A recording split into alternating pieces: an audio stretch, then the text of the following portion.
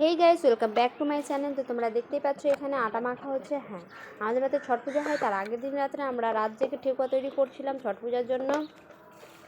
তো তোমাদেরকে অনেক দিন ধরে ব্লগ দেওয়া হয়নি, সেই জন্য আমি এটা ব্লগ দিয়ে তোমাদেরকে দিলাম, পূজাটা তোমাদের সঙ্গে শেয়ার করলাম। আমি এর আগের বছরেরটাও দিয়েছি, কিন্তু এর আগের বছর আমি সব কিছু মিক্স করে দিয়েছিলাম।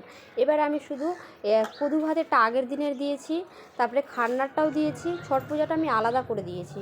তো যাই হোক, আমরা রাত জেগে ঠেকুয়া ভাজা হয়ে গেছে। এবার এটা দুপুরবেলা আমার মায়ের এটা নিয়ম ছিল যে আমাদের মধ্যে ঠাকুর ডন দিয়ে কেটে যেতে হবে।